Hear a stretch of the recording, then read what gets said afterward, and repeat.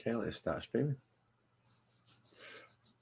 Good morning, good afternoon, good evening. I'm not sure. Hello, wherever you are, anyway. Now, I know I normally have on my desk and I have the issue ready, but I've not been feeling too well for the last couple of days, and thank you for everybody in Discord for your heartfelt feelings and well wishes and get better. Thank you all. Thank you. But I couldn't miss today, which was obviously issue 15 of Combat Patrol. And this one we get a Psychophage, which is the biggest bug out of the set that we'll be getting on this anyway. So, noisy part first. Of course, after the noisy part first.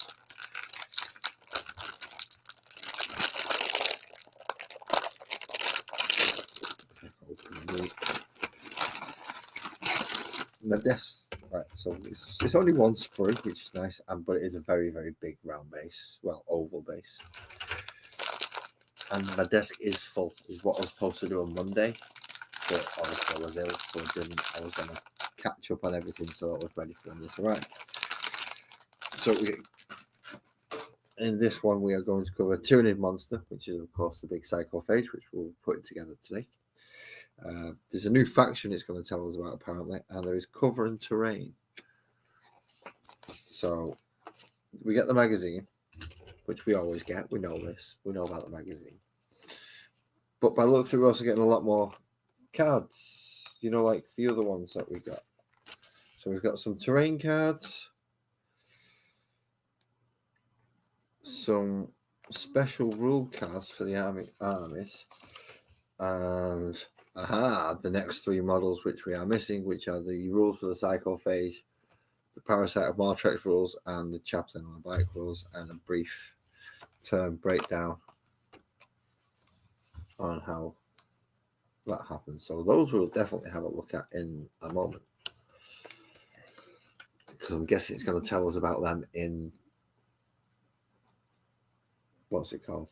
The magazine, Combat Patrol, of course. Oh, God. It's early in the morning for me. But those scenery pieces look quite nice. He's got them as just scenery pieces, and he's got his marked out as on this side, which the actual blockage is. So it's like an L-shaped barricade to stand behind. That sounds like fun.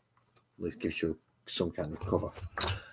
Having my desk full of models is going to make this a lot more fun than it usually is. So, of course, it's going to take us how to build and paint the Psychophage in its colour form. Before we get to that, though, I'm just going to have a quick look at the reader section.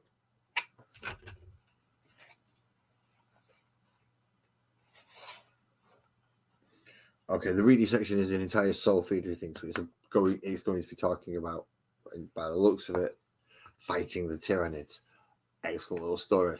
So, by all means, read through that if you do get the magazine. I'm not saying that I'm entirely going to show everything off that. If you was to be able to pause it and wish to read it, then you might be able to. But who knows?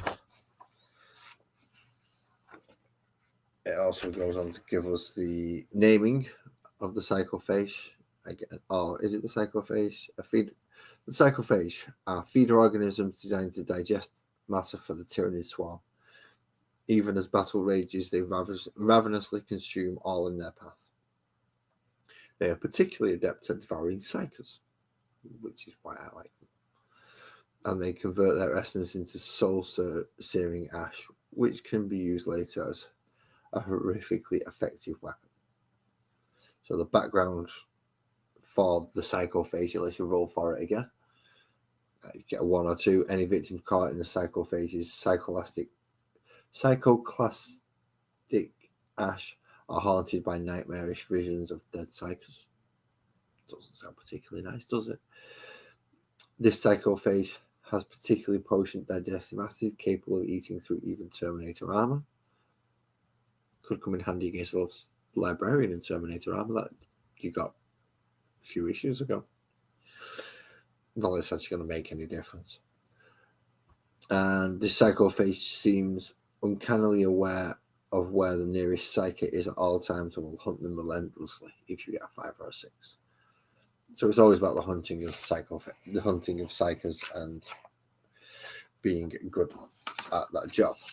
So let's put this together. Right. Now it's already got a bit of a snaggy bit. See this bit here? This bit's number 2, which clips into number 1, but it's only like a little tongue bit. And then number 3, which is the other half of the entire body, clips onto the other side, giving you what would be that. And then you pin all the legs in. Simple enough, he says. I have done 2 of them, so in theory it's simple enough. So we start with piece 1, which is going to be that half of the body, and piece 2, which is that little bit of the tongue there. That little bit there. Oh, fancy, there is. Found it quickly enough, that's good. Having a particular mess of a desk on the seat. Von Rheinleber attached to the magazine.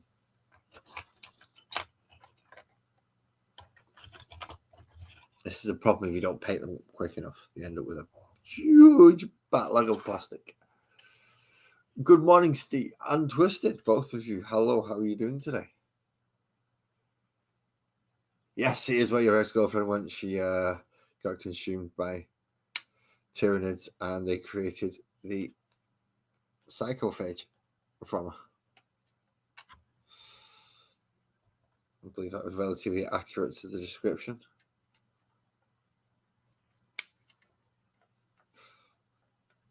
Oh, psycho something is what you described it anyway.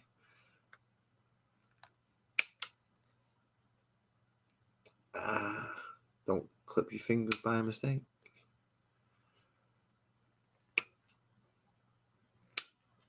Lots of weird nubbly bits in stupid areas, like on the smokestacks where the smoky bits coming out. Always a fun thing. I hope you're staying nicely tucked away in bed, Twisted, since you're ill and not well.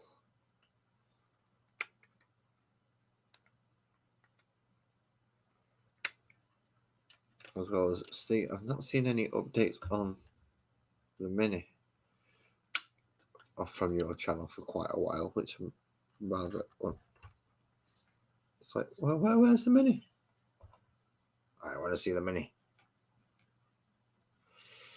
Right, so this is a pain. Right, it's got a little divot here. See it there, just about, and it's got a little pin there. So what I want you to do is line that little ball up with the divot,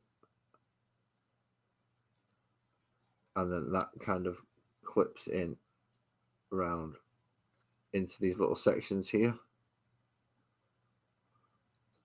Yeah, because of course that works.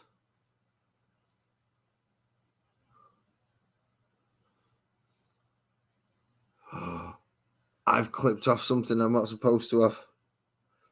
Bugger. I've actually clipped off the peg. I'm a dick. Right. This is one of the few times when you have to use glue for a push-fit model is when you clipped off the peg. Because you're an absolute moron. Well, that's what's happened in my case anyway. So because I have clipped off the peg, I'm going to have to use glue.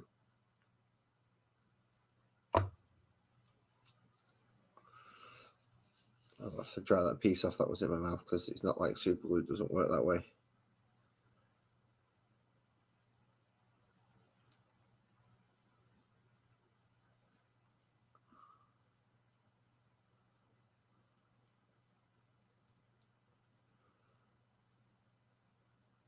Then I'm actually going to have to glue the tonguey thing in place. And then when I put the other side on, hopefully it holds on well enough.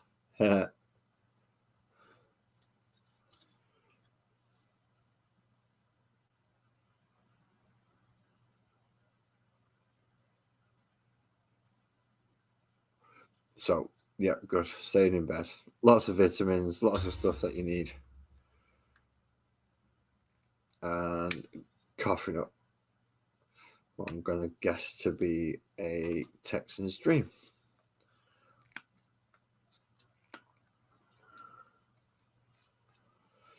I've just got to be extra careful now and not clip off any more nubbly bits that I actually need to pin the model together by push fit methods.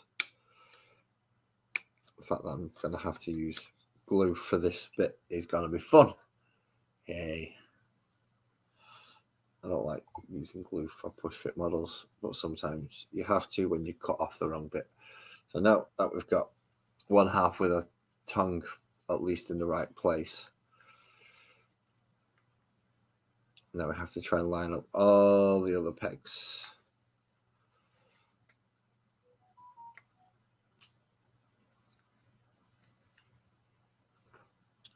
And snip off any extra blurry bits that are going to get in the way. Like that one.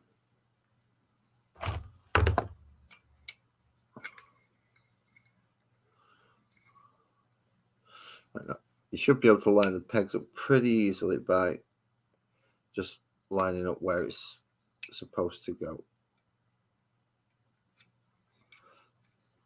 And then trying to push it in relatively smoothly and in one nice push. That's the idea. And if it works, it all clips together nicely like that. If it doesn't, you end up screaming and shouting at it for the next 20 minutes. Like I've got a feeling I'm going to do with this tail, which hasn't gone in together. Well, it didn't hurt, but I wasn't expecting it to click that easily. There we go. So we have the main body section, and the tongue will hopefully dry whilst it's glued. I'm going to stick a little bit more glue in there just to make sure. Good morning, go for it. How are you doing today? Thank you for coming to join us as I stress out over a Psychophage. A model that I've built twice already, but still for some reason clip off bits. We all do it. We all do it. Lax moments of judgment, and glue is not coming out of there. Wonderful. I also don't have anything thin enough to clean that. I'm not going to clean it through sanctifying fire, but that's not something I should be doing on YouTube. So in this case, I'm just going to have to drip a few drops into the mouth and let it set for a minute, just to make sure the tongue bit stays. While it's doing that, we worry about the legs. So we've done sections 1, 2, and 3. I'm going at one heck of a pace today, aren't I? Right, next it will be 5, 7, and 8, which are all going to be his left side. Right, okay. So he wants us to do a side at a time.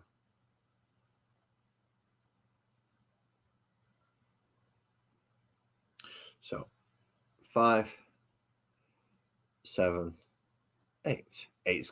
8's got a peg. Don't cut the peg off. 8's got a base peg as well as a connection peg. So is 5. Okay. So at least we're going to be able to attach it to the base after we've done. Will we be able to? Yeah, we are going to be able to. We're going to be able to attach it to the base after we've attached these legs. 5, which is the front.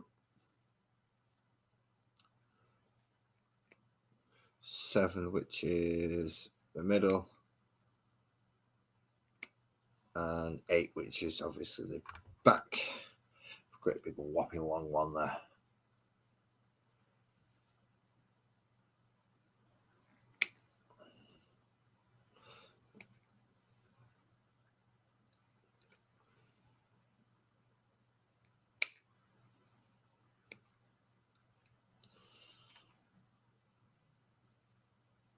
And I've realized because I have multiple stages of painted models out, I can give a rough guide on how I painted the Tyranids. I didn't think of that when I realized all my models were out. So 5 goes in right near the front. 7 goes in here just behind. And there's only going to be kind of one way that they go in.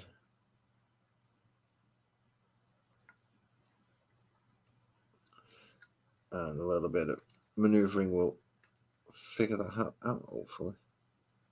Oh, it's got a little nubbly bit. And,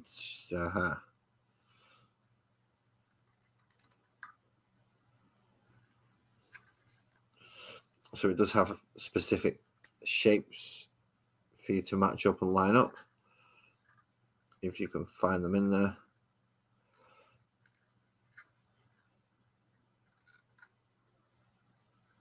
If not, it's just going to keep twisting and twisting.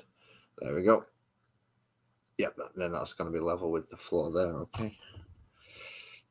And lastly, again, it's got a big nubbly bit there and a big nubbly bit inside for you to be able to line them up.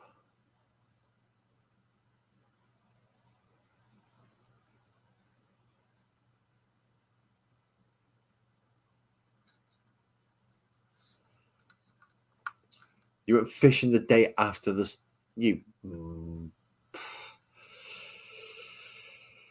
Well, at least you're okay. At least you're okay. Despite how crazy you might be. But you caught a nice flounder.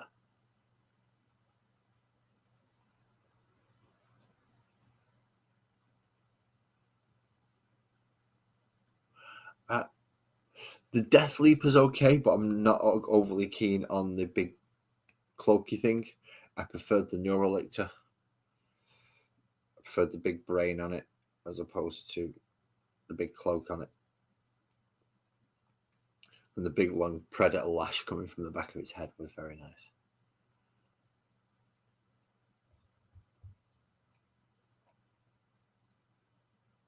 Ooh. Oh, living so close to a nice sea fishing area.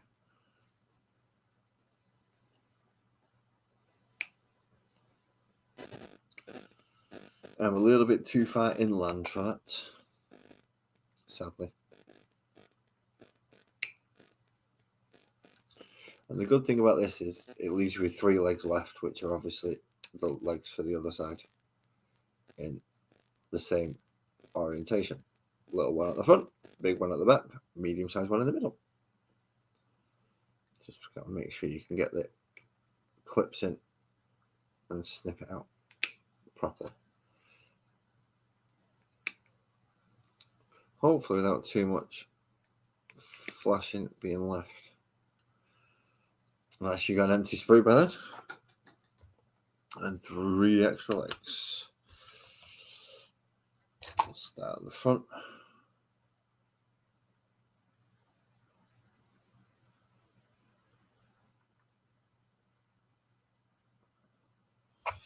And in the middle. Trying to line up them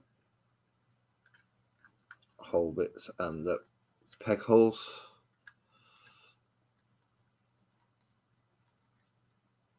So it does actually, see, that's not going to work because that's too low down. Aha. It's supposed to be a little bit higher up, that's why it's supposed to be sticking out over the, is it supposed to be sticking out over the top? Maybe if you actually followed the book, it might help.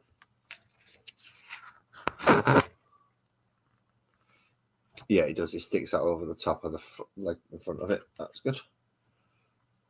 And then the last one, which should kind of go backwards. And the stabilizing leg. There we go. So we have one nice big Psychophage.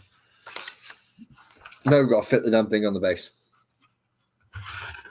We should be easy. You've got 1, 2, 3 pegs that line up. And 1, 2, 3 holes. So line the front and the back ones up, or at least I'm going to try and line the front and the back ones up.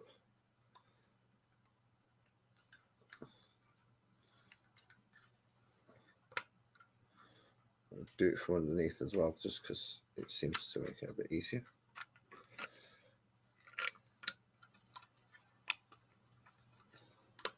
This also going to tell us if we put it together properly, because if it does go in nicely, then we have put it together properly. Let's go get that middle section in. Maybe I should have done this before I put the other legs on. Hindsight's a wonderful thing, isn't it?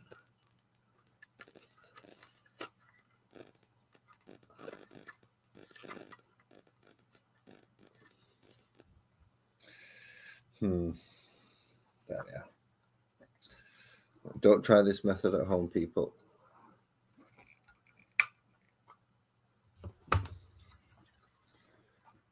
Which is the force it in with the... I'll try to force it in with the snips, which didn't seem to work. Come on. You're not the first one.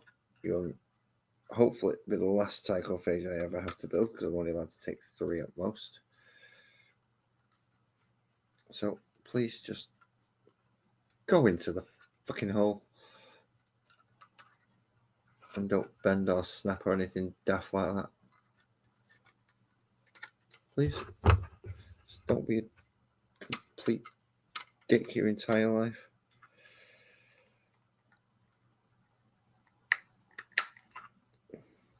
No, you're just going to be a complete dick your entire life. Right, I get it.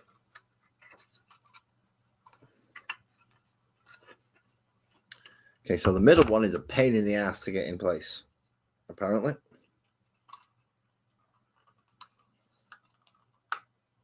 There we go. Mostly in. Now we try the...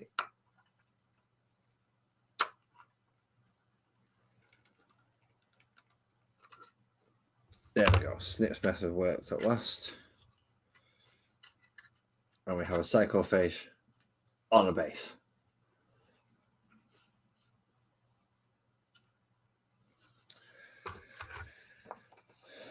So next will be how they want you to paint it,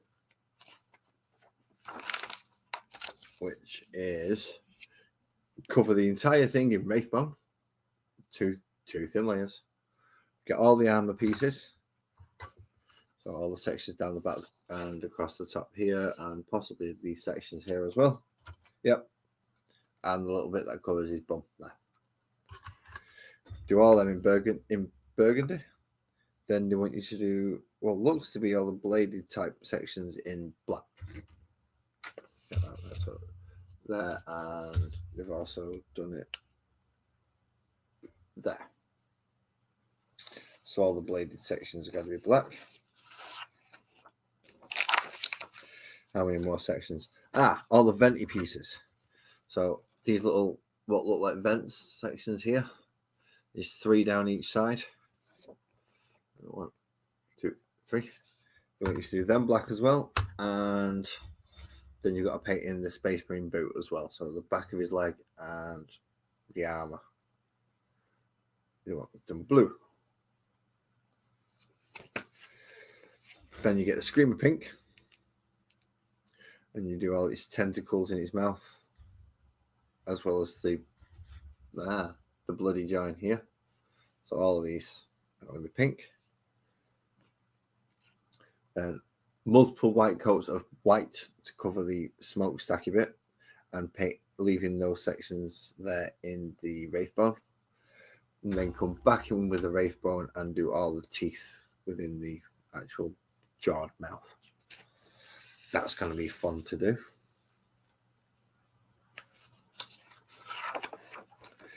And by the end of it, if you follow their guide, you'll have something that looks like this. Doesn't look too bad, in fairness. Doesn't look too bad. If you was going to do my painting style, it's very easy. It consists of painting the model black. Once you've painted the model black, you then give it a heavy dry brush. So I'll use the Dreadnought here, show where the areas are much lighter, especially on the fist and things. Give it a very heavy dry brush. Once I give it a heavy dry brush, I then block in colours, which are, in my case, purple, like where they use the burgundy.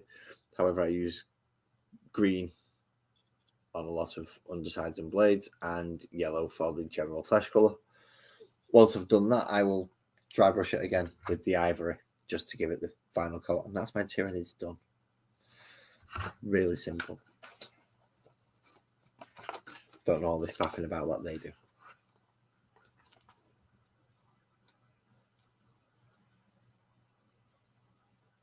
Who's going to tackle both of them? Oh, nice.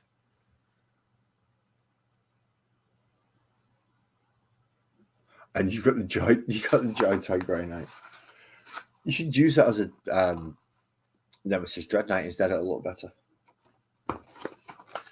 So, next section of the magazine is going to cover the data sheet for the Psychophage. Quite nice. Movement of 8, toughness 9, so it is fairly tough. Save 3+, wounds 10, so it's going to take quite a chunk to get through it. Leadership 8, and objective control of 3. It's 2 weapons, so it has its ranged weapon and a melee weapon, of course. So it's Psycholactic Torrent, which is a torrent weapon, so you don't roll to hit, and it also ignores cover as well in this one. Range 12, d6 attacks. I said don't roll to hit, it automatically hits. Strength 6, -1 AP, 1 damage. Not bad at all. Its melee weapon are its talons and betentacled maw. It's got anti-psycho 4+ wool and devastating wounds. So it is going to chew through psychos very quickly. Melee, it is its melee weapon. It's d6 +1 attacks. That's weapon skill 3, so 3+ is the hit. Unlike the flamer weapon, this one you do have to roll. Strength 6 again, -1 AP, but this time it's 2 damage. It has a 5+ feel no pain as well, as part of its core abilities. Its special rule, Feeding Frenzy. Each time this model makes a melee attack that targets units below starting strength, add 1 to the hit roll. Nice. So it's hitting on twos rather than 3s. And if the target is below half strength, add 1 to the wound roll as well. That's going to be nice. And now it's showing us what cover we would have. So this Marine has taken cover behind a pile of crates. It's shown us a 3D version here, which is a armor crate with some barrels down either side, and the 2D card version, which is the one that we got with the magazine today. That will incur essentially a +1 on your saving throw. So if something is shooting at a Space Marine with -3, with a 3+ armor, he will actually save on a 2+. And most of the time, it just negates 1 AP, which is what you'll be using it for and where it will come in useful. The ignore cover rule, obviously, gets rid of that. So we have benefits from cover. How to get benefit from cover.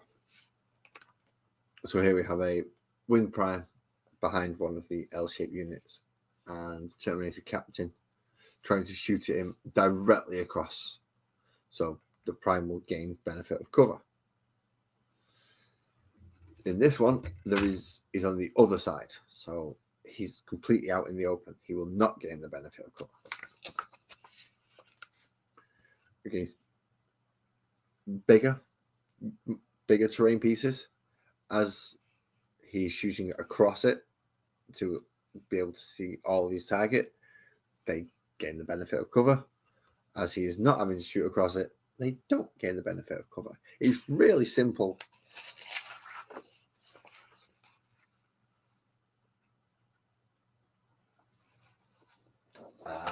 Now we're not moving through cover. So he's regular, in this case, moving through cover. It'll cost him 3 inches to move over that, essentially. So his normal move is 5. He only gets to move 2 inches across it. Whereas the wing prime, because it's got the fly rule, it gets to move its full 12 inches straight across the top of the cover. It doesn't just fly straight over. And then they're going to tell us to run through a mock battle with the full setup of terrain in the middle.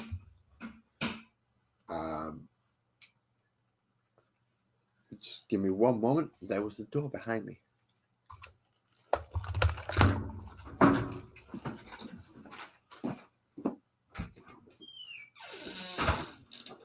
There you go, mate. Cheers. Cheers. Thanks so much. Oh. I'll be glad when it's over, pal. See you later. See you in a bit. Small parcel arrived. It is that time of the year when things that you order arrive at the door. Because it's Christmas soon. So, that's what we were saying. Give us a full deployment map. So, 4 sections for the Tyranids, 4 sections for the Space Marines. We put the large or the larger scenery pieces on the outside, and then the 4 L shapes through the middle, and just 3 objectives. It splits your sides for you as well. So it's Librarian and Terminator armor, 5 Infernus Marines, and 5 Terminators. You may deep strike any of your units that are capable in this mission. On the Tyranid side, you get the Tyranid Prime, 3 Von Ryan's Leapers, and 10 Termagants. Remembering that the Tyranid Prime can deep strike also. In this mission, you score victory points as follows: 5 for controlling 1 objective, 5 for controlling 2 objectives and 5 for controlling more than your opponent. And then you will play out as normal, taking it in turns, running through each phase, starting with the command phase and working through. They give us a little reference sheet. So I'll start with the command phase, movement phase, shooting phase, charge phase, fight phase, work through and see who wins, who gets to take all the objectives. Now they're going to give us a rough deployment of how they would have done it, which is, it didn't list barb gaunts, but it's put barb gaunts there, fair enough. By the looks of it, the Terminators are in deep strike. So the barb gaunts have moved up, the Termagants have moved up, the Von Ryan's Leapers have moved up, and the Wing Prime pretty much stayed back there. Then barb gaunts and Termagants get to shoot quite nicely at the Librarian and Terminator arm, who they've not put with the Terminators. Odd. I would have put the Librarian with the Terminators and deep strike them all in, but never mind. For the Space Marines' turn, the Librarian moves up, as do the Infernus Marines. Librarian takes out a few of the Termagants in shooting, and then charges up to take out a few more in the fight phase. Him being a lot tougher in general than the Terminators. Bring the Terminators in on turn 2, wherever you wish them to be. As long as they're 9 inches away from your opponent, you're fine. And you get to see how it plays out, which will be fun. Okay, in the next few issues. Oh, we actually get told through the next 3 issues on this one. So next time we will be getting 2 more paints, Mephiston Red and Squig Orange, which is nice. I don't have many oranges. And then after that, in issues 17 and 18, we will be getting more Termagants. So that's 17 and 18, we're getting half again. So set of 10 split over 2. Then we know what we're getting 19, which is the Parasite of Mortrex, and issue 20 is the Chaplain on Bike. Speaking of which, the Parasite of Mortrex. Going off this, it's movement 12, toughness 5, save 4+, wounds 5, not bad, leadership 8, objective control 1. It has deep strike, lone operative, and stealth. A special rule: it itches, At the start of the fight phase, select one enemy unit within engagement range of this model. That enemy unit must take a battle shock test. Not bad. So he has clawed limbs as his main form of weaponry. 6 attacks, 2+ to hit, strength 5, -1 AP, and 1 damage. Doesn't seem overly brilliant, but okay. And then we've got the barbed oviposist, an extra weapon that he gets an extra attack with. Only 1 extra attack, but he's got anti-infantry 3+.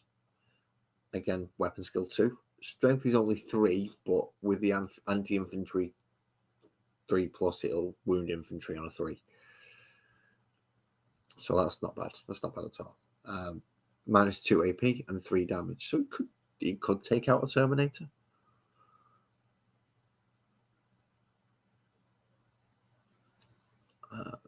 And there we are. The Chaplain on a bike, which is the last model we're getting for the Space Marines. Movement 12, toughness 5, 3+ save with a 4+ invulnerable, which isn't bad. 5 wounds, so similar to the Parasite of Mortrax, except he's got an invulnerable, which is a lot better. Can't fly though. 5+ leadership and just 1 objective control. It does have 2 variants of range weapon. It's got an Absolver bolt pistol, range 18, attack 1. Hits on a 3+, strength 5, -1 AP, 2 damage. Nice. And then it's got twin bolt rifle, which is twin linked, so you're rerolling the wound roll, I think it is. Yeah, wound roll. 24 inches range, 2 attacks, hitting on 3s again. Strength 4, -1 AP, 1 damage. So yeah, they're about similar. I don't know what's just happened to OBS. I hope I'm still running. And it does have a melee weapon, which is a Crozius Arcanum. Obviously melee. 5 attacks, hitting on 2s. Strength 6, -1 AP, 2 damage. That's a little bit of a letdown, just having the -1 AP, in my opinion. Special rules. Nice. Each time this model is selected to shoot, you can select 1 enemy unit within 12 inches of this model and got to be visible until the end of the phase. Ranged weapons equipped by models in this model's unit have the devastating wounds ability when targeting the enemy. Nice.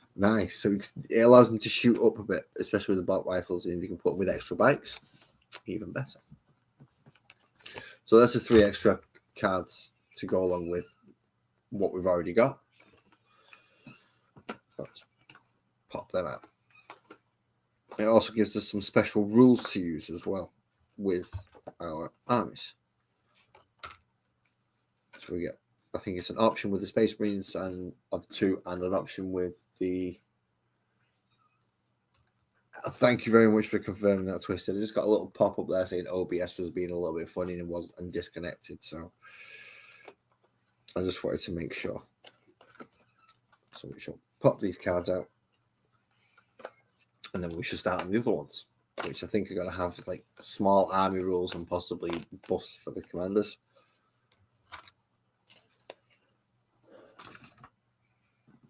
As well as the scenery pieces, which we saw earlier. And then that way around, marking out which way around you actually get cover from. Useful to have for 2D terrain. You want to throw a small little skirmish together, especially using the combat patrol rules rather than the full codex rules. I think it will come in very handy. Not everyone can store big 3D terrain, and although these as little barricades won't be big 3D terrain, it will still be 3D terrain that you've got to store properly. You don't want to snap it and break it and have chunks of scenery all over the place. Nice little square piece of card. Very useful. So, on to the special rules. We'll start with the Tyranids.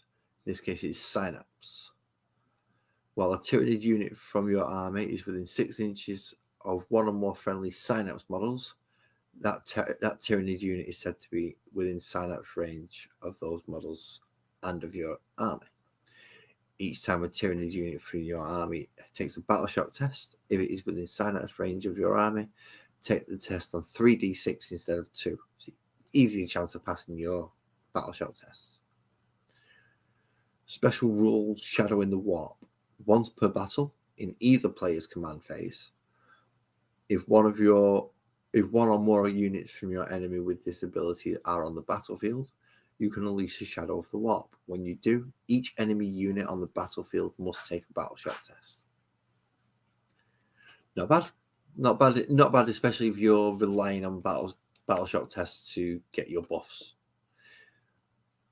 which you would do if you're running things like Von Ryan's Leapers, Neurolictors, any of your Vanguard stuff, and a lot of your Neuro stuff will benefit from your enemy being battle shocked. Your entire collection is just going out of control, though, mate. In fairness, I thought mine was bad. Yours is just a whole different level. So, what special enhancements do we get to give to the Tyranids? Okay, your Wing Prime model has the Psychoactic Veil enhancement. You can replace it with Secretion Goad. Okay, so the Psychotastic Veil. The bearer has the lone operative ability and a 4+ invulnerable save. In addition, each time a melee attack targets the bearer, subtract 1 from the hit roll. See, that's not bad for your Wing Prime. That's not bad at all. A Secretion Goad.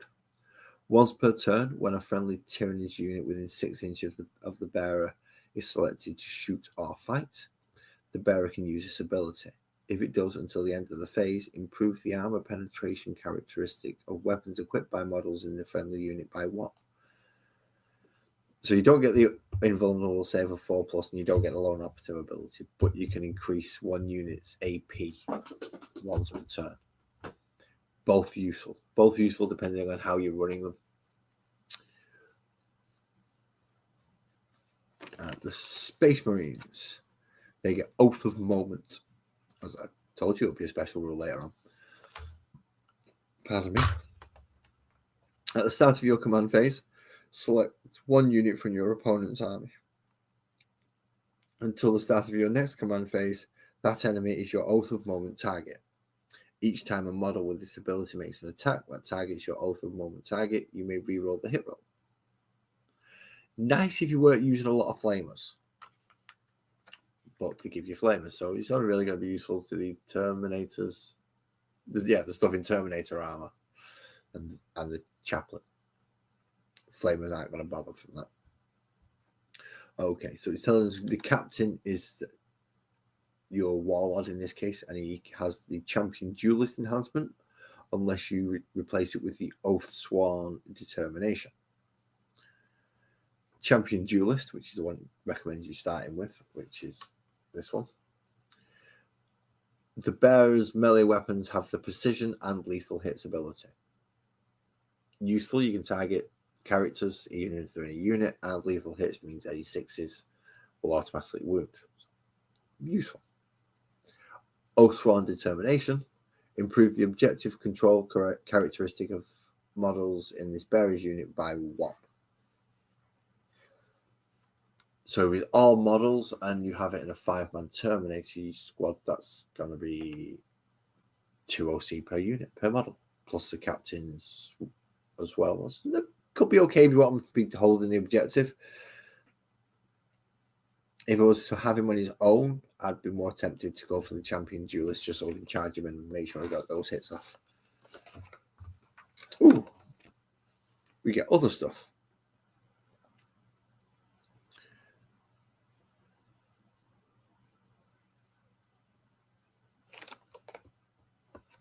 Okay, you will use the Alpha Xenoform secondary objective. You can replace this with Chitinous Tide or Chitinous Tide. So default secondary objective. At the end of each phase, you score 4 victory points if your winged prime model destroyed one or more enemy models that phase. Nice. Only going to happen in the 5 phase though, because he's got no ranged weapons. Chitinous Tide. At the end of your turn, you score 5 victory points if you control one or more objective markers that are within 6 inches of your opponent's deployment zone. So one's relying on you to kill something each turn, and one's relying on you to take certain objectives. Both doable.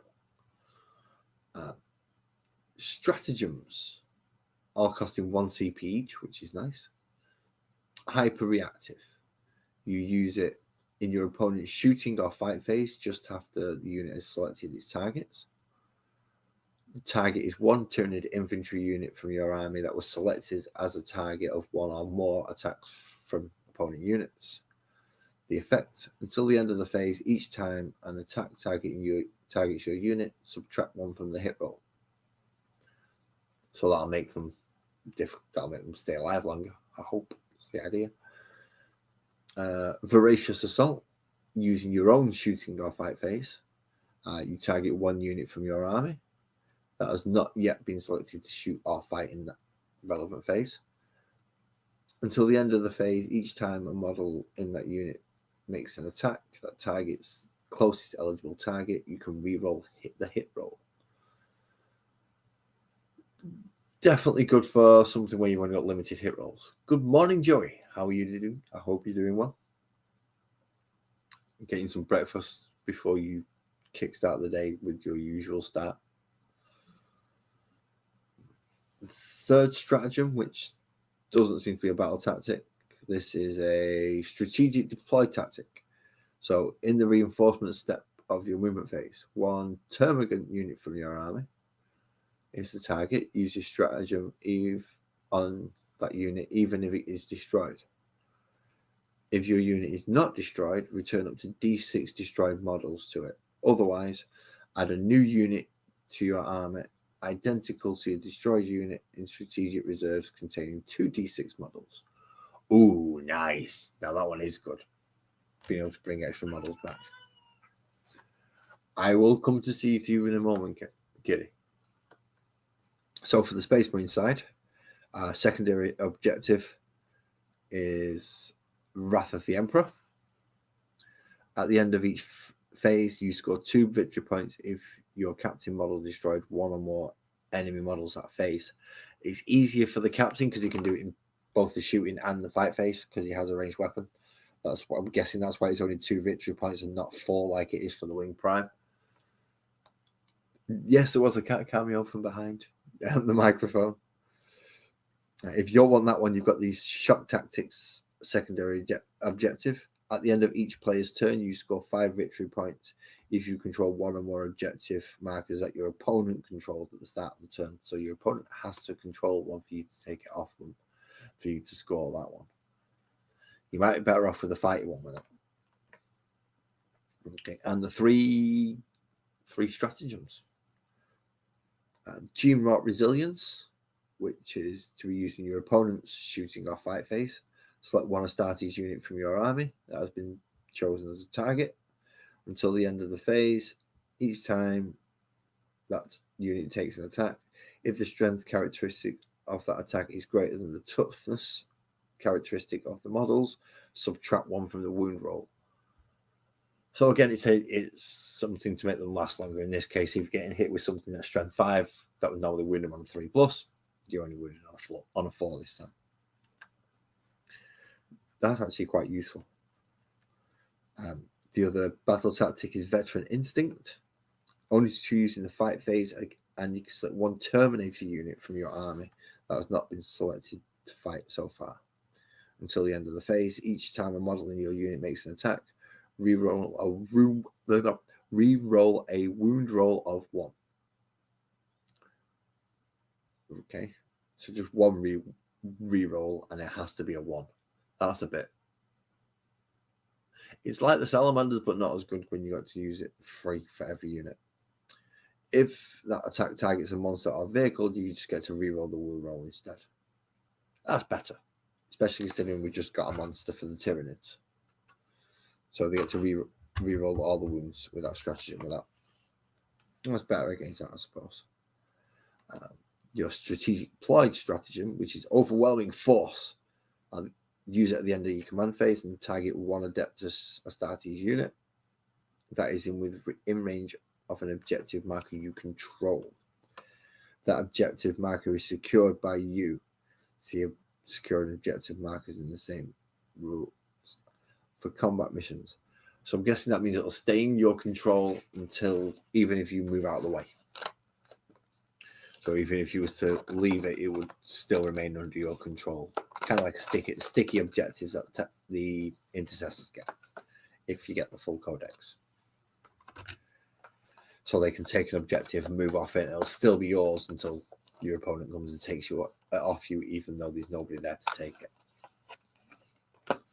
So sticky objectives for Terminators or Infernus Marines. That's not bad. Extra ability to wound for Terminators, which is actually pretty good in the shooting phase. I mean, it's good. It's going to be nice in the fight phase as well, especially with the power fists not being able to hit wound on a 4 against the big monster because it's toughness 9. So it's going to be extra useful there, but still be able to use other stuff and either wounding them on 3s or on 2s. Nice, because there's a lot of squishy stuff in there. So that's what we got with this issue of Combat Patrol, issue number 15 it was. So 16 is paints, 17 and 18 are going to be Termagants, 19 is Parasite of Martrax, 20 is the Chaplain on the back. So the next 5 issues should be fun. Should be fun. Now I have put everything together now, even though I hadn't in the past. At some point I will be painting them all up because I need to get them all to match the rest of the army. Hopefully I'll be doing that online. That's my intention, if I'm feeling up to it. Still not 100%, so thank you very much for everyone who came to join me today. Joey, I hope you have a great rest of your day, as well as you, Twisted, because you're like really early in the morning. I hope you have fun with what you've got planned to do today, and anyone else who comes to watch this and join, I hope you also have a good day as well. Anything else I need to say? Not that